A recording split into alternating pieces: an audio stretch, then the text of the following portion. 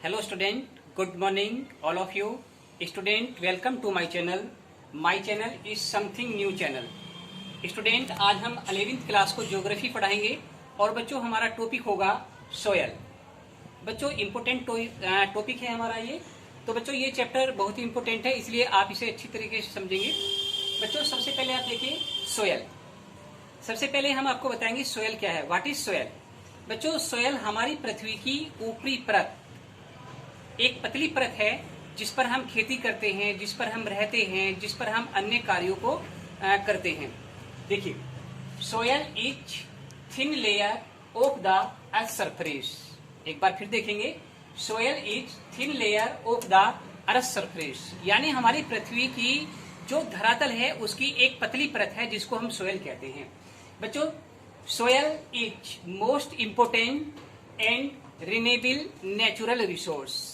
Soil is a natural resource and soil is a renewable resource. ये renewable resource है, हम इसका use करते रहते हैं, फर्टिलाइजर्स डाल के फिर उसकी फसल उगाते रहते हैं। तो इस प्रकार से ये एक रिन्यूएबल रिसोर्स है। बच्चों अब आपको हम पढ़ाएंगे इसमें classification of soil in India.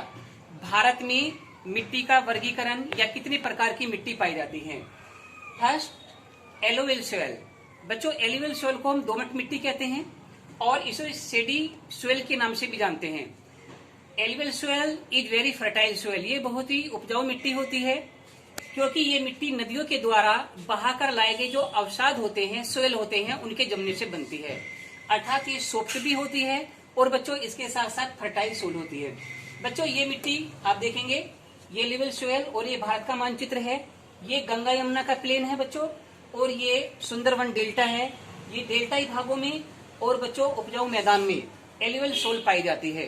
और इस मिट्टी में बच्चों व्हीट, राइस, शुगर केन और ऑयल सीड एक्सेट्रा अन्य फसलें बड़े पैमाने पर की जाती हैं। अर्थात ये एक उपजाऊ और महत्वपूर्ण मिट्टी है। बच्चों एलुवियल सोयल को बच्चों इसमें बागर और खादर है, आप इसको अच्छी तरह समझिए। देखिए दो इसमें पोर्शन है, एक बागर और एक दूसरा खादर। बच्चों खादर वो पोर्शन होता है दोमट मिट्टी का जो नदियों के किनारे या नदियों के आसपास के क्षेत्रों में एक बार बाढ़ से मिट्टी आती है और जम जाती है, फिर अगले साल मिट्टी आती है, फिर आके जम जाती है। परत दर परत हर साल ये जमती रहती है, इसे खादर कहते हैं। और बागर वह क्षेत्र होता है जहां नदियां एक बार अपने बहाव से मिट्टी लाती हैं, जमा कर देती हैं, उसके बाद वहां पर कभी उन्होंने मिट्टी को जमा नहीं किया, न ही कभी बाढ़ आई और न ही कोई अवसाद जमा किए हैं। तो ये बागर और खादर के बारे में मैंने आपको समझाया। सेकंड है बच्चों black soil. Black soil is very most important and fertile soil. बच्चों ब्लैक सोयल का आप भारत के मानचित्र में देखेंगे, ये गुजरात और महाराष्ट्र का पोर्शन है, ये मध्य प्रदेश। बच्चों ब्लैक सोयल का निर्माण ज्वालामुखी के निकले लावे और मैग्मा के जमने से हुआ है। ये मिट्टी बहुत उपजाऊ होती है और बच्चों इस मिट्टी में कॉटन का प्रोडक्शन किया जाता है, इसलिए इसे कॉटन सोयल के नाम से भी जाना जाता है। कहीं स्थानीय नाम में इसका रेगुर नाम भी है, इसे रेगुर मिट्टी के नाम से जानते हैं, कोई चिकनी मिट्टी के नाम से भी जानते हैं। तो बच्चों ब्लैक सोयल देखिए गुजरात और महाराष्ट्र, मध्य प्रदेश और इसके साथ पंजाब के कुछ पोर्शन में, उत्तर प्रदेश के झांसी और जालौन जिलों में काली मिट्टी पाई जाती है। ओके स्टूडेंट, आगे तीसरी बच्चों रेड एंड येलो सोयल, इसको कहते हैं लाल और पीली मिट्टी। बच्चों लाल और पीली मिट्टी भारत के दक्षिण भाग में और पूर्वी भाग में पाई जाती है।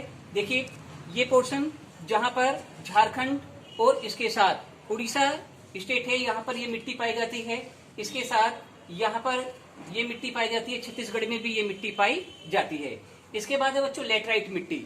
बच्चों लेटराइट मिट्टी वहां पर पाई जाती है जहां पर वर्षा ज्यादा होती है और इसके साथ वर्षा होने के साथ वहां पर मिट्टी में लोह आयरन तत्व जैसा रंग हो जाता है, तो इसे लेटराइट मिट्टी कहते हैं। देखिए विशेषकर ये तमिलनाडु, ये स्टेट जो मैंने दिखाई बच्चों, ये तमिलनाडु स्टेट है, यहाँ पर लेटराइट मिट्टी पाई जाती है। इसके साथ दक्षिण आंध्र प्रदेश में भी ये मिट्टी पाई जाती है। तो लेटराइट मिट्टी वैसे तो उपजाऊ नहीं होती, लेकिन यदि इसमें फर्टिलाइजर और इरिगेशन की सुविधा मिल जाए तो इसमें मोटे अनाज और इसके साथ यहाँ पर अन्य फसलों को पैदा किया जाता है। और इसके साथ साथ बच्चों अब आता है एरिड सोल। एरिड सोल को बच्चों कहते हैं मरुस्थलीय मिट्टी। इसे एरिड सोल देखिए यहाँ पर है, ये थार का मरुस्थल है भारत में, जिसे राजस्थान का पोर्शन और नॉर्थ गुजरात का पोर्शन है, तो ये मिट्टी बालुई मिट्टी है और बच्चों ये उपजाऊ मिट्टी नहीं होती, लेकिन सिंचाई की सुविधा और खाद की मिले तो इसमें मोटे अनाज जैसे गेहूं, ज्वार, बाजरा और सरसों आदि पैदा की जाती है। लास्ट में बच्चों माउंटेन सोयल, माउंटेन सोयल को कहते हैं बच्चों पर्वतीय मिट्टी। देखिए भारत का नॉर्थ पोर्शन ये हिमालय पर्वत के दक्षिण में, यहाँ पर माउंटेन सोयल पाई जाती है। अरुणाचल प्रदेश, इसके साथ उत्तर भारत के उत्तरी भाग और उत्तराखंड आदि में माउंटेन सोयल पाई जाती है। ये मिट्टी वैसे तो उपजाऊ नहीं है, लेकिन बच्चों इसमें ह्यूमस की मात्रा पाई जाती है, क्योंकि पेड़ों की पत्तियां इसमें गिरती रहती हैं और इसमें खाद बनती रहती है, ये फर्टाइल होती जाती है। तो ह्यूमस की मात्रा पाए जाने के कारण यहाँ पर इसमें टी प्रोडक्शन, पोटैटो प्रोडक्शन और इसके साथ स्वीट पोटैटो प्रोडक्शन आदि यहाँ पर किया जाता है। तो बच्चों भारत की मिट्टियों के बारे में मैंने बताया, alluvial soil, black soil, red and yellow soil, laterite soil, arid soil और माउंटेन सोयल। हेलो स्टूडेंट, अभी बच्चों हम आपको बता रहे थे कि classification of soil in our India. बच्चों अब मैं आपको बताऊंगा सोयल डिग्रेडेशन, भूमि निम्नीकरण या मृदा निम्नीकरण, और इसके बाद सोयल इरोजन, मिट्टी अपरदन क्या होता है, इसके बाद सोयल कंजर्वेशन। बच्चों सबसे पहले देखिए आता है कि मिट्टी भू निम्नीकरण क्या है या सोयल निम्नीकरण क्या है। बच्चों जब किन्हीं कारकों के द्वारा हमारी सोयल पोल्यूटेड हो जाती है, प्रदूषित हो जाती है, अनुपजाऊ हो जाती है, तो बच्चों उसे हम भू निम्नीकरण के नाम से या सोयल निम्नीकरण के नाम से जानते हैं। एग्जाम्पल के लिए आप यदि पंजाब को देखेंगे बच्चों, ये पंजाब स्टेट है। बच्चों अधिक सिंचाई के कारण वहाँ की मिट्टी निम्नीकरण हो गया, अर्थात उसका उपजाऊपन जो है वो ह्रास हो गया, लॉस हो गया, तो इसे कहते हैं सोयल डिग्रेडेशन, यानी कि भू निम्नीकरण या सोयल निम्नीकरण। बच्चों अब आता है सोयल इरोजन। बात आती है कि सोयल इरोजन क्या है। बच्चों सोयल इरोजन का मतलब होता है मिट्टी अपरदन, अर्थात जब वायु के द्वारा या बहते हुए जल के द्वारा उपजाऊ मिट्टी की ऊपरी परत उस जगह से हट जाती है और दूसरी जगह जाकर वह डिपोजिट हो जाती है, तो उसे सोयल इरोजन कहते हैं। अब देखिए सोयल इरोजन में बच्चों दो चीजें होती हैं।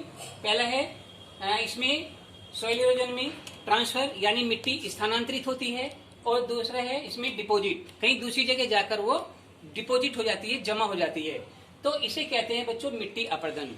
बच्चों मिट्टी अपरदन मिट्टी के लिए एक बैड कंडीशन है, क्योंकि उसकी उपजाऊ मिट्टी की जो परत होती है वो वहां से हट जाती है और दूसरी जगह जाकर कहीं पर वो डिपोजिट हो जाती है, इससे हमारी बेकार मिट्टी ऊपर आ जाती है। अब है बच्चों सोयल कंजर्वेशन। कंजर्वेशन का मतलब होता है टू सेव, अर्थात बचाना, यानी हम अपनी मिट्टी को कैसे बचाएं। Student, soil is very most important natural resource and renewable resource. Our 95% basic need complete for the to soil the के साथ shelters and cloth, road and soil pot from soil। अब देखिए सोयल एक इम्पोर्टेंट रिसोर्स है बच्चों। Soil के द्वारा हम अपने मकान बनाते हैं, सोयल के द्वारा हम अपनी सोयल पोट बनाते हैं। सोयल ना हो तो बच्चों कपास पैदा ना हो तो हम कपड़े कहाँ से पहनेंगे, कॉटन क्लॉथ कहाँ से पहनेंगे। अगर सोयल ना हो तो बच्चों एग्रीकल्चर क्रॉप्स कहाँ से होंगी और हमारे पशुओं के लिए चारा कहाँ से होगा। तो हम कह सकते हैं soil is very most important resource. बच्चों इसे बचाना बहुत जरूरी है, इसका कंजर्वेशन करना बहुत जरूरी है। और बच्चों सोयल कंजर्वेशन को करने के लिए हमें बड़े पैमाने पर प्लांटेशन करना है, पेड़ लगाने हैं। जहाँ पर खाली पड़ी भूमि होती है वहां पर हम वृक्ष लगा सकते हैं। और इसके साथ साथ जहाँ माउंटेन एरिया है, जैसे कि बच्चों ये उत्तराखंड है और ये हिमालय का पोर्शन है, तो बच्चों यहाँ पर ट्रेस फार्मिंग करके कंट्रोल लाइन मेथड के द्वारा एग्रीकल्चर करके हम सोयल कंजर्वेशन कर सकते हैं। तो हम कह सकते हैं बच्चों कि सोयल कंजर्वेशन करना बहुत जरूरी है यदि हमें अपने एग्रीकल्चर प्रोडक्शन को बढ़ाए रखना है, उसे बनाए रखना है, तो कंजर्वेशन बहुत जरूरी है। Okay, that's right. Next again